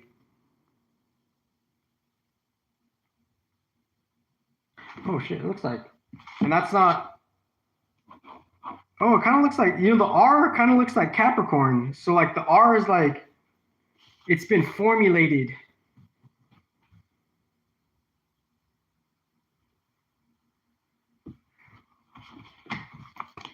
So I'm not going to get too caught up with the astrology right now. Now I'm going to hit the Tao. I think I went too overboard on this astrology. But differentiation of cultures. The Masons did that the other day.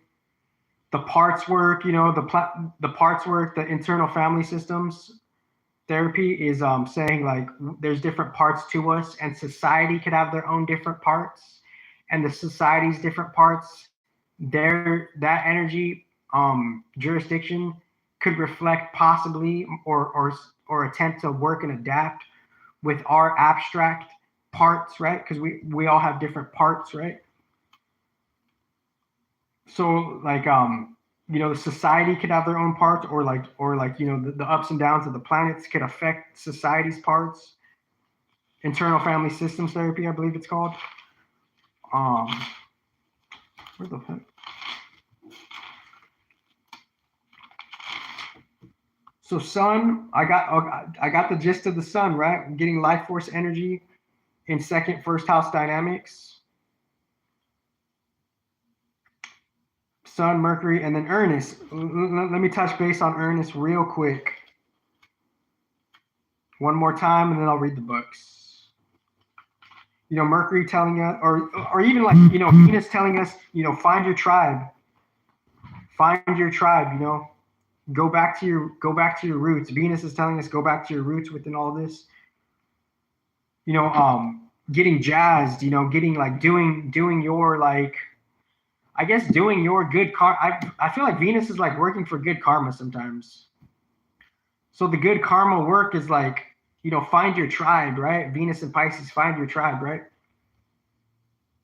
And then Uranus kind of like, you know, in Taurus is like, it's a whole new way. It's on some entirely other shit. Like for real, like it's like, how are we putting this shit together, right? It's like, how are we having like new cohesion, right? The paper mache, right? From the Uranus energies in Taurus, how are we newly holding it together, right? Like the Taurus energy is like, it's being activated, right? This field, it's being influenced. It's profluenced, original open source.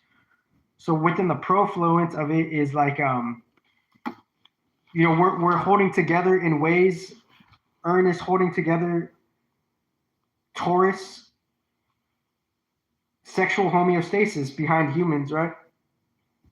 Return to self, road to sovereign natural self or not.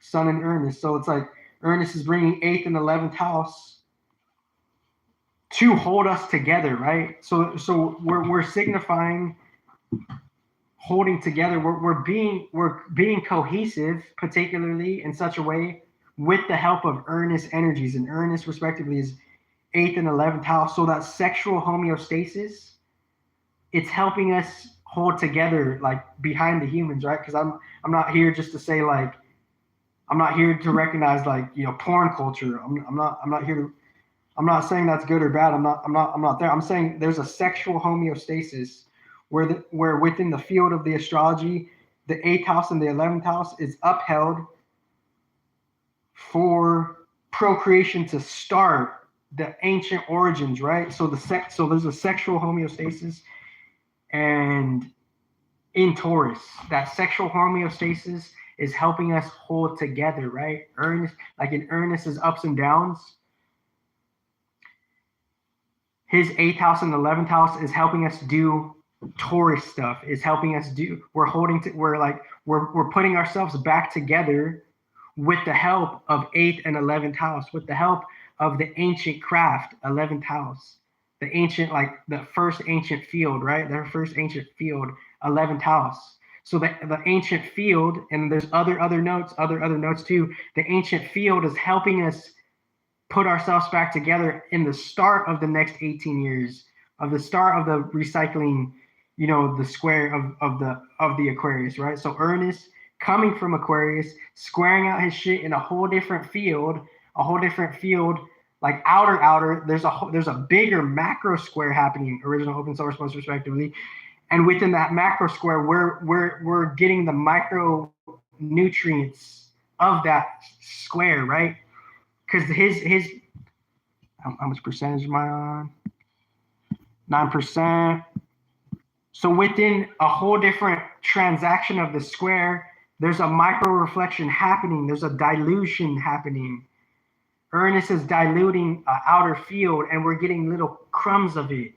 Esoterically, right? We're getting crumbs of it. We're getting crumbs of how we're just contracted in and out of the procreation field of life, the sexual homeostasis field of life. Uranus, 11th and 8th. So this is the procreation field of life.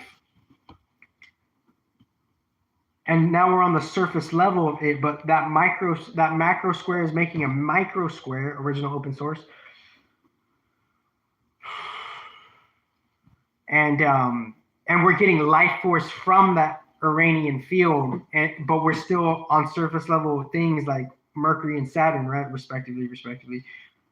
So I'm going to conclude the astrology there. I don't know, like, hopefully I could read a chapter of the book. I'll read the blog post. I'll read a chapter of the Tao. Chapter 22 of the Tao. What a synchronicity. So we're fucking with 22s over here.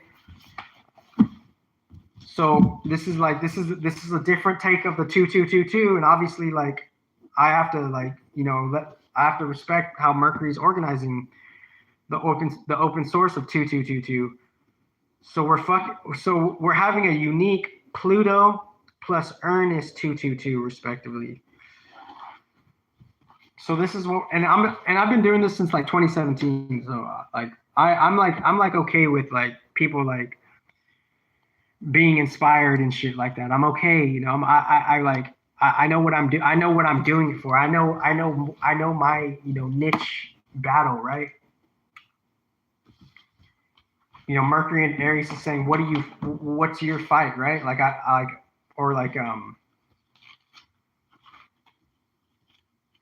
have a different flavor and approach, a use even, right?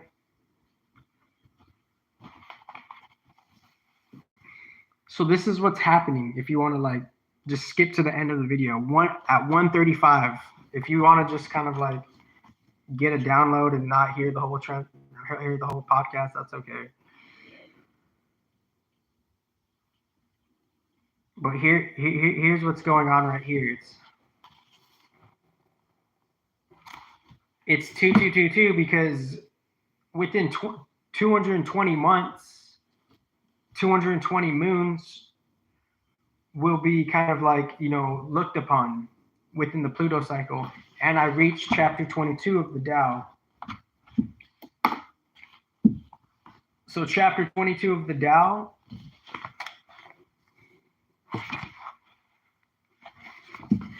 and then yep, got that part.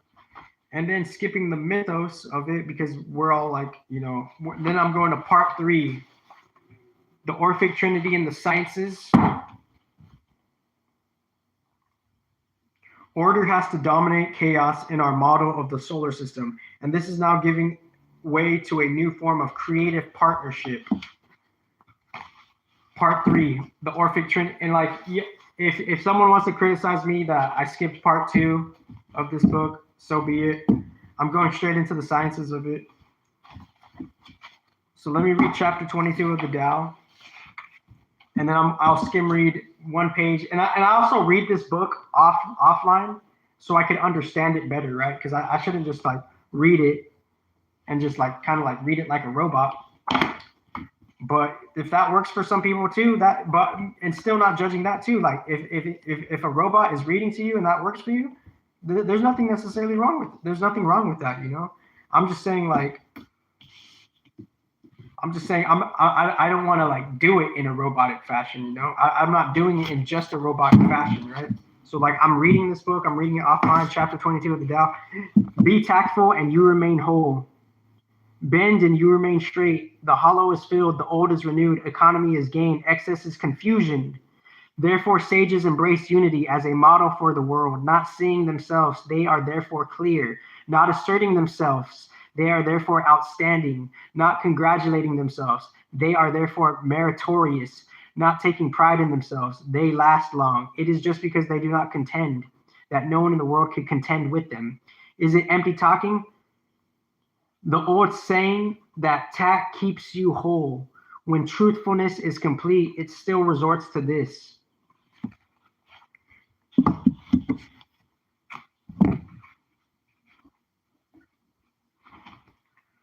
Page 153, part 3 of Chaos, Gaia, and Eros, the Orphic Trinity in the sciences. 2 pages for the intro. And then the first chapter of the part 3. The section is, there's a pre-section title. Matter, Cosmos, Comets, Unso Whiter, The Wheel. chapter 13.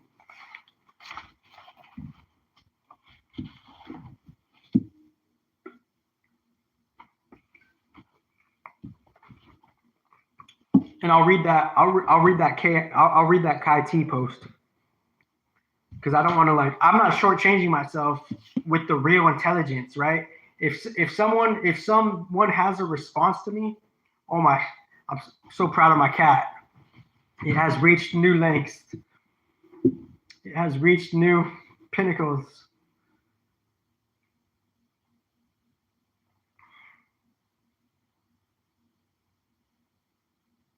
And the Dallas, and I think pride is a nuance too, right? It's not to say to have no pride. It's don't be bashful, you know. Don't be bashful with the pride, you know, because the Tao is saying no pride, but it's good to have some pride, right? For your individuation, it's good to be proud of like what you're becoming, right? But I think the Tao is trying to say don't be bashful with the pride. So if you want to just kind of like not really fuck with this transmission for whatever, you know, lower intelligence reason,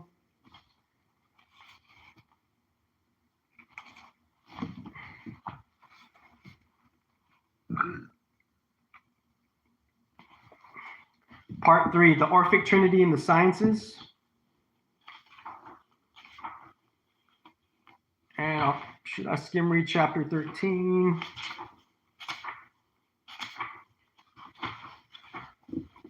You know what? Before I read even the intro, I'm going to show you all the tables. So I'm going to show you all the pictures and the diagrams.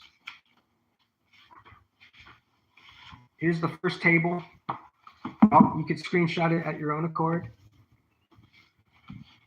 And then I'll read, because I need to like.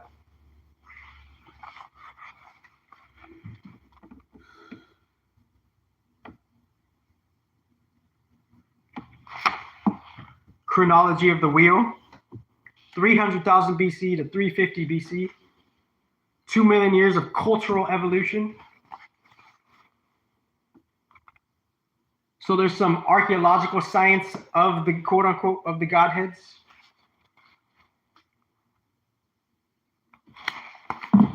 And thank you to the author for, you know, putting up with me. So before I read the chapter,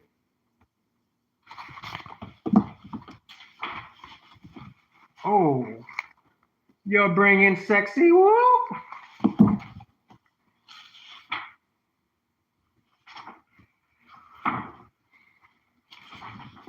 Part 3, the Orphic Trinity in the Sciences.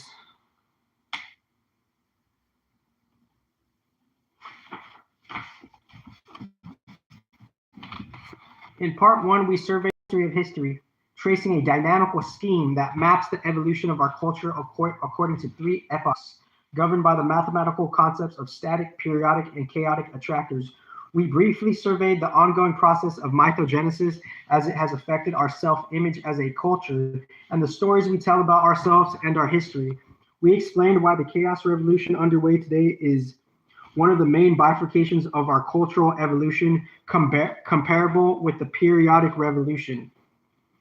In part 2, we looked more closely at the process of mythogenesis and its effect on cultural forms. We described the Mesolithic static revolution around 10,000 BC, in which the chaos of the late Paleolithic partnership society gave way to the sedentary society of the farm. We described the Neolithic periodic revolution, the social transformation around 4000 BC that brought us the order of the heavens, the calendar, the zodiacal signs, the alphabet, the concept of history, horseback riding, the wheels of pottery, carts and chariots, the urban revolution, and patriarchy. We described the arrival with the wheel of the ubiquitous New Year festival with its ritual enthronement and divine marriage, accompanied by the ritual enactment of the creation myth, in which the god of order triumphs over the goddess of chaos. This triumph apparently required annual renewal, as in the celestial-inspired solar religion. The sun returns from the underworld each year at the spring equinox. Many features of the Paleolithic goddess X, Astrology X. Many features of the Paleolithic goddess religion and its early Neolithic overlay of patriarchal values entered Greek culture and thus the European tradition in the context of Orphism. In part 3, we present examples of the chaos revolution in the sciences, physical, biological, and social, relating them to the Orphic Trinity. In the first example, the physical science context of the heavens, we will see how order has come to dominate chaos in our model of the solar system, and how this is now giving way to a new form of creative partnership as order, cosmos. So there's a new creative partnership happening, which ironically I described within the astrology. And I'll skim read chapter 13 respectively. As order, cosmos denotes the cyclical regularity of the seasons and of day and night in the traditional paradigm of the wheel. And they said horseback riding. I'll give you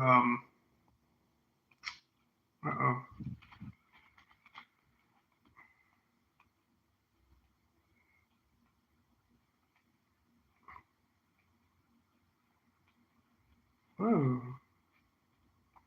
I'm looking for a diagram that was related to horseback riding. It's right here. Has to be right here. Ooh. When Where's Waldo and I Spy go take the wrong turn, huh? Ooh. It's like, oh.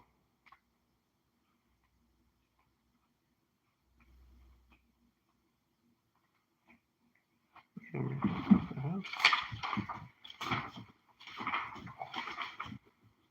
I'm looking for a diagram that relates to horseback riding, and this is chapter 6? Shit.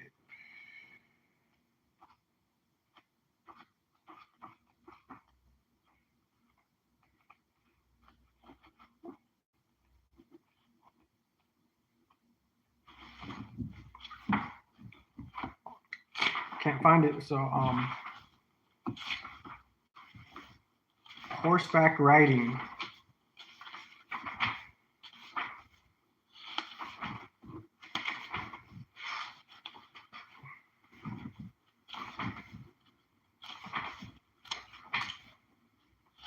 Oh, can't find it.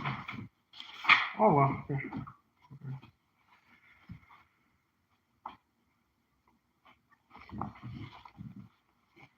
Chaos refers to the possibility that spring will not arrive on time, or that the sun may not rise in the morning. In the new paradigm, as in early Orphism, chaos denotes the small irregularities associated with and necessary for romance and creativity. In a second example, the biogeological context of history of Earth's climate, we describe how cyclic models have given way to chaotic models for the occurrence of interglacial warm spells called Gaian fevers by James Lovelock. In a third example, in the context of the social sciences, we tell of the arrival of a new wave of mathematically based theories emerging out of chaos theory. In 3, apparently independent evolutionary transformations within the sciences, all occurring within the past 2 decades. All 3 cosmic principles of the Orphic Trinity have surfaced again. In our 3 stories spanning the past 3 centuries, we see chaos emerging in the physical sciences. Orbits within orbits, right? Orbits within orbits within orbits. So now the orbit is being diluted, or a unique distillation is happening within the astrological science, right? Of how different quote unquote hierarchies of trinities go through different chaos periods and orderly periods, and they're making something from those chaos energies and those order energies, because there's different trinities, right? New trinities, right? Just using a trinity to kind of lock on and set for to kind of to man a ship, right? For a raw example. In a third example, in the context of the social sciences, we tell of the arrival of a new wave of mathematically based theories emerging out of chaos theory. In 3, apparently independent evolutionary transformations within the sciences, all occurring within the past 2 decades. All 3 cosmic principles of the Orphic Trinity have surfaced again. In our 3 stories spanning the past 3 centuries, we see chaos emerging in the physical sciences, Gaia reappearing in biological science, and Eros entering the social sciences. So the spirit of evolution is here, right? In a unique way. The Orphic Trinity returns. The conjecture, all of this is evidence from the third conjecture. The chaos revolution currently underway in the sciences, along with the related paradigm shifts associated with the names Gaia and Eros, signals one of these major phase shifts of history. Taken together with the first conjecture asserting the division of the past 25,000 years into three major epochs by the arrival of agriculture and the discovery of the wheel, this third conjecture implies that the periodic epoch has come to an end, ushering in another chaotic epoch. In the first three chapters of this part, reviewing the discovery of the wheel, the mythogenesis of Orpheus, and the dogma of the celestial wheel, we will set the stage for the resurgence of chaos in the halls of science. So we're going to highlight in the science field from the natural point of view, perhaps the resurgence of chaos, which in one context the chaos is the cosmic mind, right? In the final three chapters, we consider one by one the three revolutions associated with the principles of chaos, Gaia, and Eros, and conclude our case that the Orphic revival has arrived at the current frontiers of the physical, biological, and social sciences. So now, chapter 13, the wheel. I'll read his summary and then I'll skim through it. I already showed you the diagrams. Did I show you all the diagrams? Yeah, I think I did show you. Three bifurcations, the wheel, prehistory, before the bifurcation, the emergence of consciousness took place by starlight, Homo erectus, chronology of the wheel.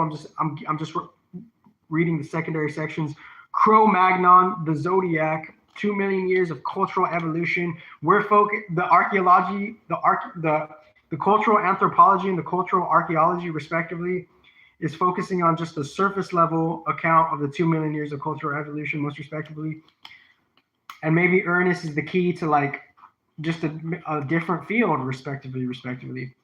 Hamlet's mill, an early model for the solar system. Terrestrial cycles, sky and earth, seasonal migrations, agriculture, 3500 BC, between 2000 BC, during the bifurcation, writing for this context of like early, intelligent, re-updated humans, respectively. The possibility of an advanced mathematics of great antiquity could not be ruled out. This archaeomathematics would have been the basis of calendrics, timekeeping, navigation, and other sacred and secular applications then as now. Prehistoric goddess, the Venus of Lepusgue, enclosed in a rhombus. So it's like Venus is in the rhombus, right? Patriarchy, toy wheels, pottery wheels, cart wheels, spoked wheels, water wheels.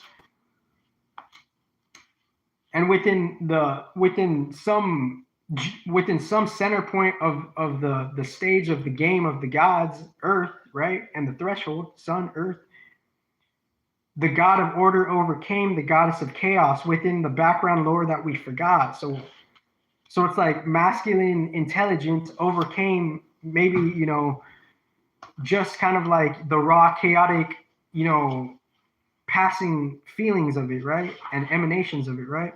Calendars, clocks, cognitive maps, and summaries. Chapter 14, Orpheus revisited, the fable, the bifurcation, the Sumerian prototype, the Roman myth, the theories, Virgil's theory, Ovid's theory, partnership theory, the long line again, the Christian suppression, the Middle Ages, the Renaissance, opera, Goethe's Natura, another partnership theory, a modern Orphic trinity, our future, summary. We could change the myth and history may follow. Chapter 15, celestial order. Und so weiter is German for etc. By the USW problem, Herschel meant the question of the stability of the world of appearances. Und so weiter, etc. So it's like und so weiter. Und so weiter. And I believe that's German if I'm not mistaken. So there's a lot of und so weiters here. Und so weiter. Chapter 13, the wheel. My father was a merchant in Burlington, Vermont. He usually dressed meticulously in a three-piece suit with a watch chain across the vest. One day when I was about 8 years old, he showed me how to find north with his pocket watch, employing the hour hand in the sun. The watch was particularly beautiful. His initials were engraved on the back. HWA, when he died in 1974, I inherited the watch.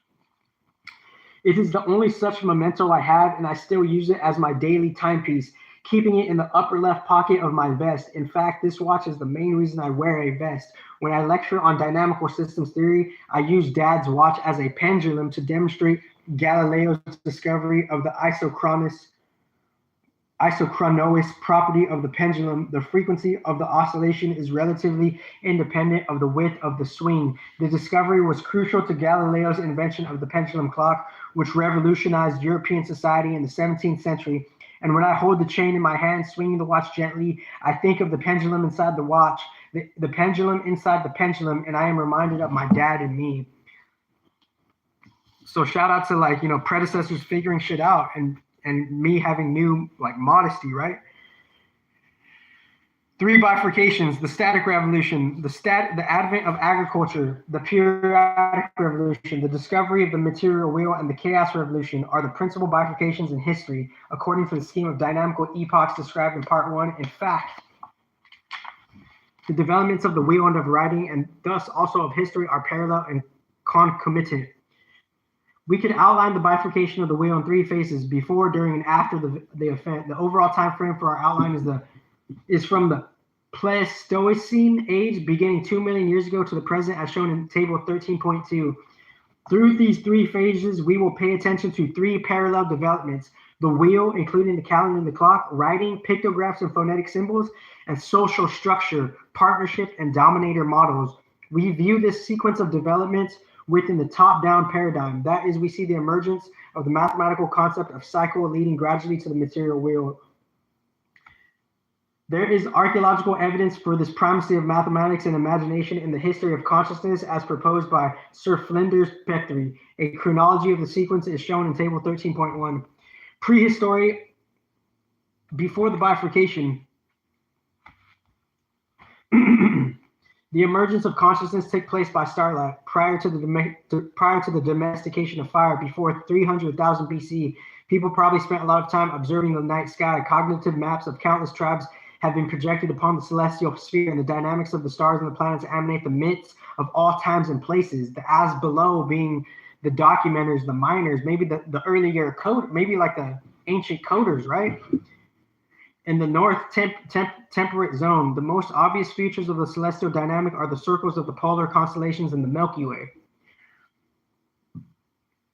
These were the hands of the first clock. An understanding of the annual variation of the polar constellations in the early evening was the first calendar. Homo erectus emerged in the middle of the Pleistocene age 1 million years ago and eventually colonized most of Europe and Asia.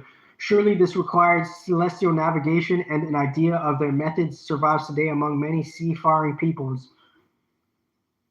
Terra Amata is a site discovered in 1959 during the construction of a new building in Nice. Hurriedly excavated by a large group of students, remains were found of a seasonal lodge dating around 300,000 BC.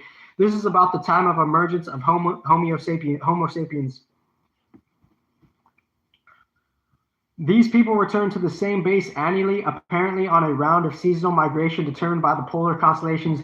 They used fire and sophisticated stone tools. The lodge was a dome-shaped longhouse with distinct areas for the fires and for tool industries. The domed roof and indoor fireplace suggest the possibility of a ritual in which the movements of the constellations was enacted.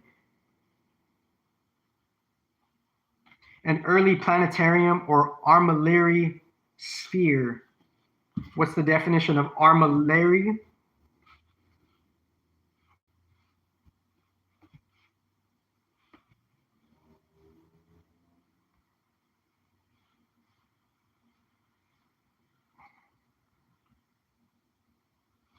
Armillary sphere. Early astronomical device for representing the great circles of the heavens, including the most elaborate instruments, the horizon, meridian, equator, tropics, polar circles, and ecliptic hoop. So it's hooping. So it's a device that recognizes the hoops of the different instruments and components of those instruments. The sphere is a skeleton celestial globe which circles divided into degrees for angular measurement. and maybe like the geocentric to the heliocentric, there's like a two-dimensional reflection of a different dimensional reflection, right?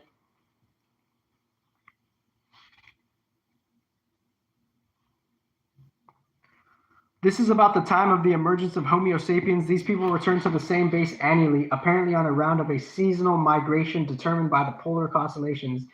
They used fire and sophisticated stone tools. So I feel like, it's like cavemen are running on like some type of treadmill, right? And as the cavemen are like on a treadmill, there's other cavemen on a different part of the treadmill, and the different part of the treadmill are different temperaments, right?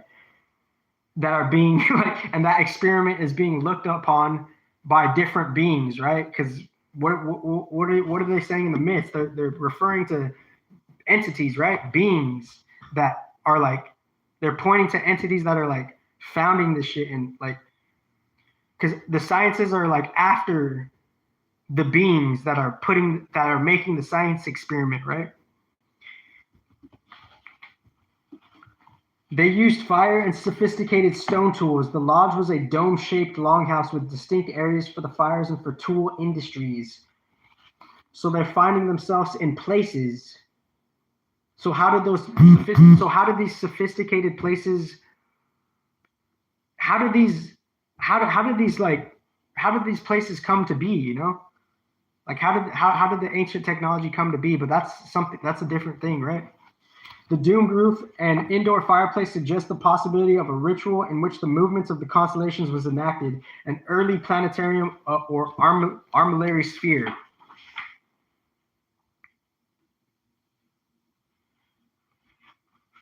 So it's like self, all is the one, right? So self is coming out of self to experience a new version of self, and while it's in itself, like the Gita says something along the lines of like, and some people know what I'm talking about. It's like, you're traveling through the self, as yourself, apart from yourself, inside of yourself, going away from yourself to go back to yourself, something like that. Like there's a metaphor in the Gita that's saying something like that, right? So Neanderthal, Cro-Magnon, the zodiac. In an early example of the influence of climate change on human affairs, the Neanderthal people appeared in Europe during the early Paleolithic interglacial of 80,000 to 100,000 years ago. The Shanidar Cave in northern Iraq provides a nearly continuous record of habitation from that time until the present. Here was the discovered the earliest evidence of belief in an afterlife. The cave was inhabited seasonally, indicating an understanding of the polar celestial calendar.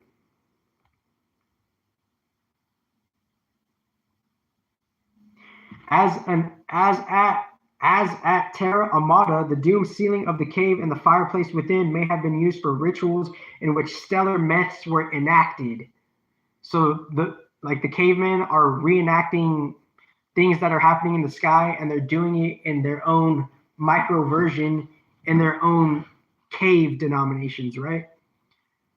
So they could be likened into that in which they once were, right? So we're also like, there's also clues on like how rituals are done, early ancient rituals, and why the rituals are even happening, to try to be a different, to try to do an alchemicalization process, right? So this is like ancient ritual, right? So all of this like new online shit of like manifest, it's from a track record of trying to do what the skies are doing, right? Because like the Neanderthal, they're going to caves and they have advanced low-key technology, and they're reenacting things in the sky, and they're doing it in caves. The Naaman used a sundial from very early times, also gives an indication of the season and the annual variation of the length of the shadow at noon. Cro-Magnon. It seems like that the mythology of the polar constellations provided models for the earliest art of the Paleolithic peoples. The Cro-Magnon people arrived in Europe around 40,000 BC.